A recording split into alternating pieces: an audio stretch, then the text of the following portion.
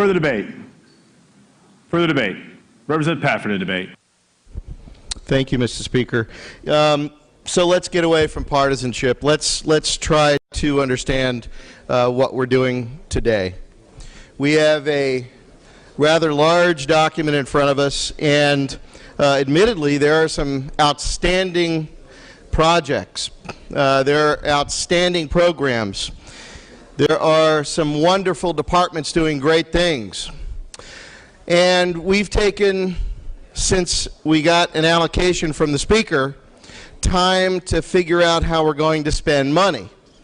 Now, the Constitution says the only thing we have to do is produce a budget.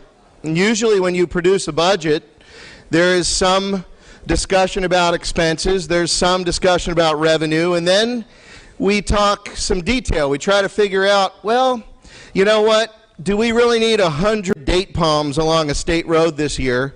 Or perhaps can we do something like lower 58,000 children on child care, who would like child care to supplement their parents so they could go to work.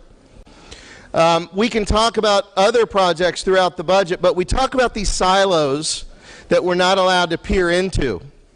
Oddly enough, you may think this is interesting, but I trust Chair Albritton and I trust Chair Hudson to go out and fight for those dollars in their budgets and lobby the Speaker on things that need to be paid for and improved.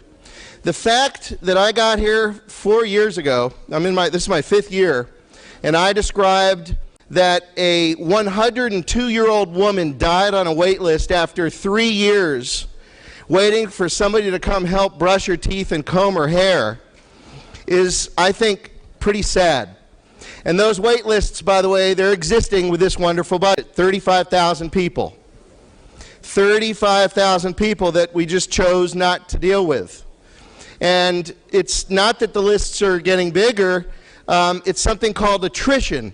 But in this chamber, attrition is liked to death. We don't report how many people die on wait lists.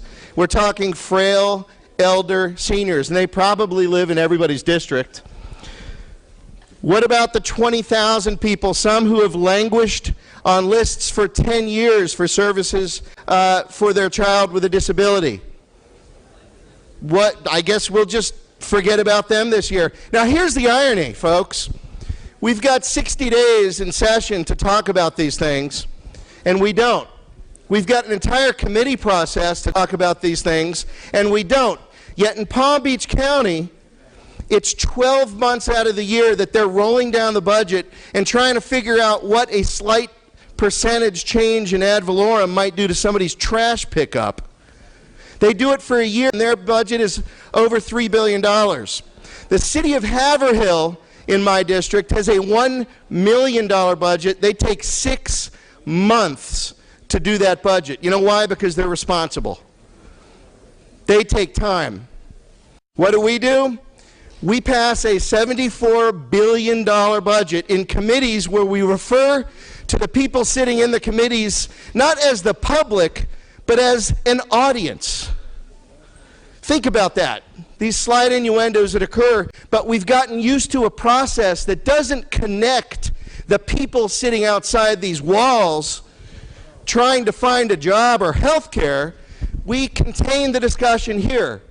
We allow one person in this chamber with staff to determine an allocation, and then we're proud to take that allocation. Gosh, we're so happy. We're going to spend that allocation, and gosh darn it, I can take that home. I can take that home and say this budget is good. But all these people I mentioned, there are people suffering. There are people who are living without dignity in their final years. Here's another one. The prescription drug monitoring program. We need a little bit of money because that's a priority. People are dying. I think it was up to 7 people a day because they could get prescription drugs. And did we fund that? Did somebody forget to mention that in an abbreviated 60-day session? I have no doubt that every member of this chamber would like to know about these small little items, but we are disconnected in this chamber And unfortunately, ironically, this chamber is supposed to be the chamber that's closest to the people. And right now, we are furthest away from the people. And so this isn't a partisan issue. This process is broken, members. And supporting this budget further implies that this process is okay. And it's not okay. We've got a lot of work to do, and now we're going to come back in potentially 10 months, and then we get to start again.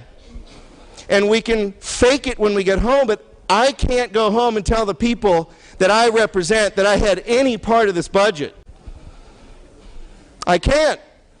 I wasn't allowed to peer outside the silos to look for other dollars that maybe we're spending. And by the way, the papers will report, yeah, you know what, they're putting in a new road and all those palm trees are going up and all that new pavement in a lot of different projects. Are they as important as the people that today we're leaving behind? I don't think so. And nobody's ever come to ask me why I don't vote for a budget. Nobody's ever asked. So that's the reason I'm not supporting the budget. The budget is not plugged into the reality that's happening outside this chamber, members. I'm sorry most of you aren't listening, but I'm not surprised. Thank you, Mr. Speaker.